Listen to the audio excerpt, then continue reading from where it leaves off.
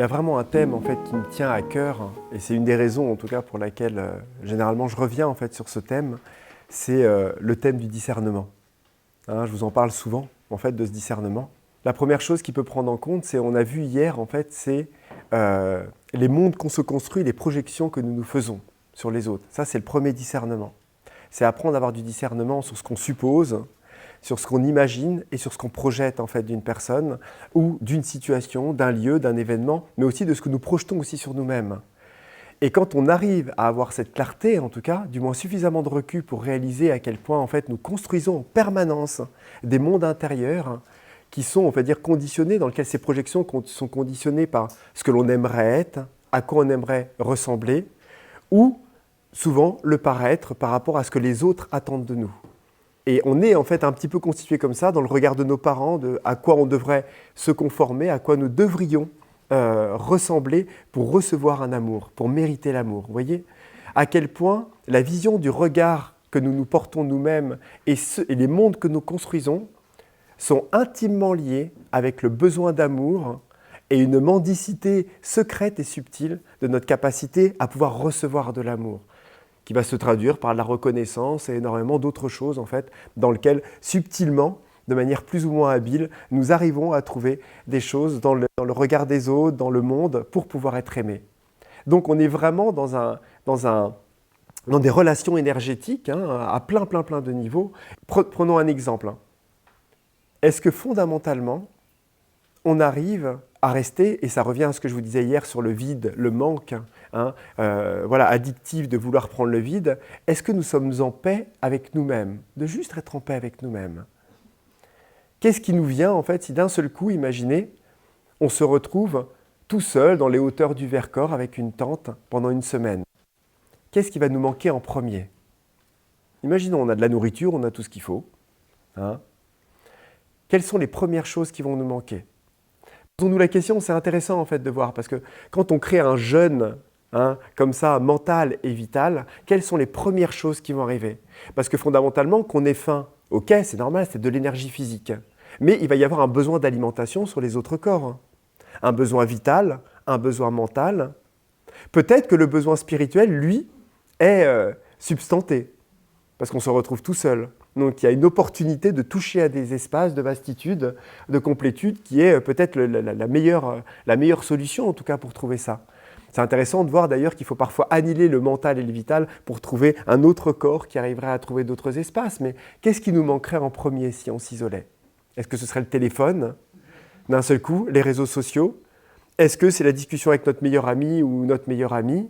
Est-ce que c'est le fait de poster des choses, d'avoir des commentaires, etc. Est-ce que c'est de... Vous voyez, essayons d'imaginer chacun qu'est-ce qui nous manque en fait. Est-ce qu'on a besoin de parler? Est-ce qu'on a besoin de déverser en fait notre ressenti? Et à un moment, quand on vit des choses, imaginons, on est dans le Vercors comme ça et d'un seul coup, on voit un petit bouquetin qui arrive devant nous comme ça et qui nous regarde, on est tout seul comme ça et on vit cette expérience. Est-ce qu'on se contente de cette expérience profondément pour sentir ce contact en fait assez sacré qu'on vient de vivre avec la nature? Ou est-ce qu'on a tout de suite besoin de tourner sur le téléphone? Attends, t'as pas idée, machin, etc. J'ai pas pu le photographier, je suis désolé, hashtag pas de chance, machin. Mais on trouve comme ça dans les gifs un petit book à mettre comme ça. Ce matin, j'ai rencontré un petit bouc et tout ça.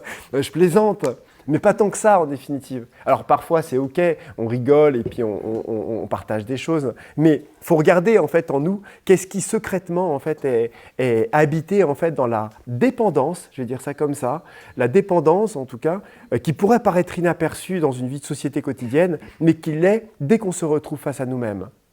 Et on revient à ce que je vous disais sur cette notion de paix intérieur, et vous n'imaginez pas à quel point notre monde est riche et notre monde intérieur est extrêmement riche, et à quel point nous pouvons nous enrichir et passer des heures complètes à rentrer dans notre monde univers et comprendre en fait toutes ces constructions, à quel point ça peut être un vrai plaisir de déconstruire. Parce que c'est pas que c'est un plaisir du si c'est une activité comme du Lego, c'est pas ça. C'est qu'en fait, quand on rentre dans ce monde et on trouve le positionnement intérieur de commencer à toucher, à voir en fait tout ce sur quoi on s'est construit, toute cette projection intérieure qu'on a mis en place, etc.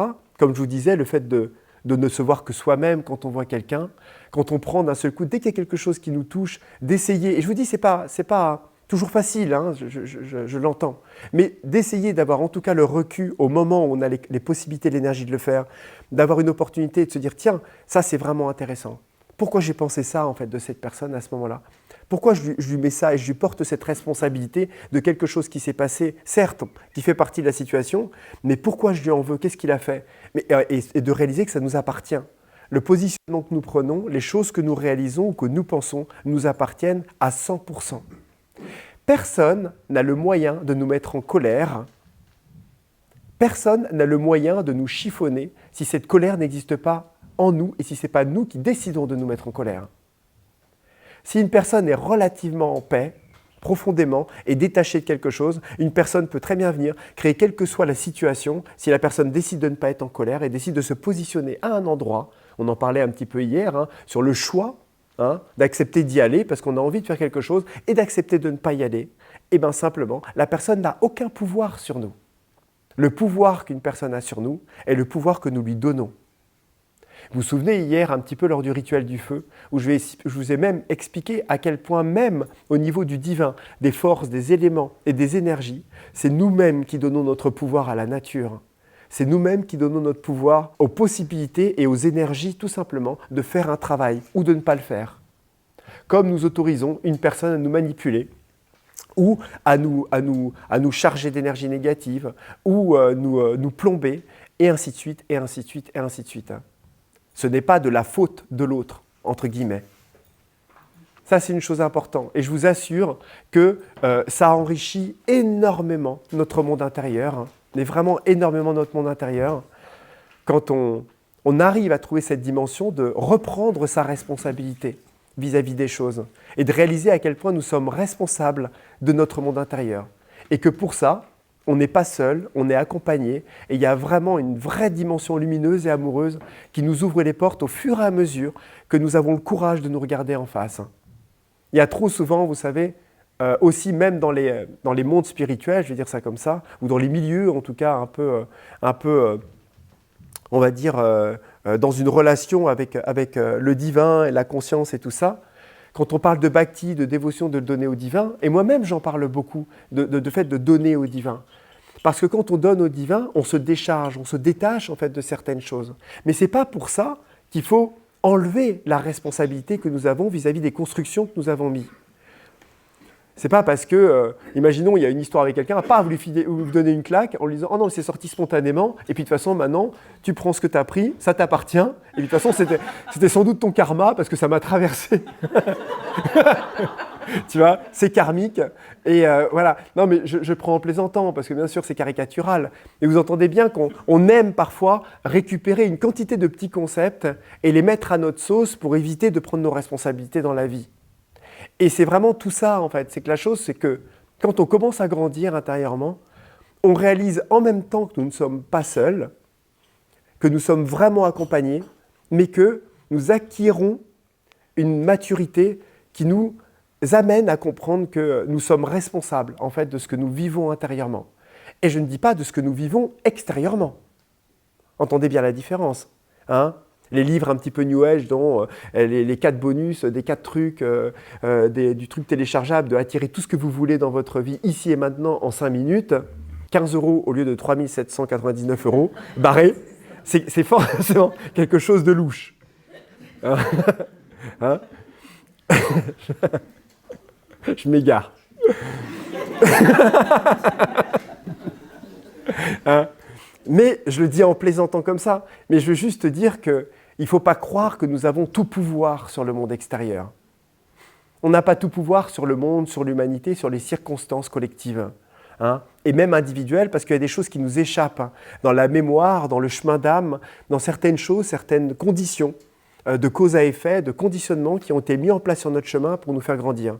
Mais cependant, là où nous avons un véritable pouvoir, c'est dans notre capacité d'appréhension. Je dis bien d'appréhension, c'est-à-dire notre perception de ce qui va nous arriver. C'est là, en fait, qu'est notre pouvoir. Et c'est là que nous devons le prendre. C'est-à-dire comment nous allons réagir. Quel point de vue nous allons accepter de choisir si une situation nous arrive. Est-ce qu'on va mettre la faute sur l'autre et on va prendre la place de la victime, ou est-ce qu'on va avoir le courage ou la possibilité, parce que je vous dis, c'est une possibilité, c'est pas qu'on y arrive toujours, il y a des situations qui font que selon notre constitution, notre histoire, ça peut être un petit peu difficile, mais bon, voilà, le fait de le savoir déjà, c'est bien. De réussir à récupérer et de se dire, mais ce truc-là, en fait, ça m'appartient. Il m'a rien fait du tout. Il s'est passé quelque chose qui m'a touché à ce moment-là. Et là, si on a le courage de dire, bon, ça m'a touché. Pourquoi ça me touche ? Pourquoi ce truc-là, je ne suis pas content ? Qu'est-ce qui s'est passé là, en fait, que, voilà. Et là, il y a une clé, en fait, qui est importante. C'est, posez-vous la question intérieurement, et on y viendra un petit peu quand on va parler comme ça des forces de la nature, que nous pouvons questionner notre propre conscience.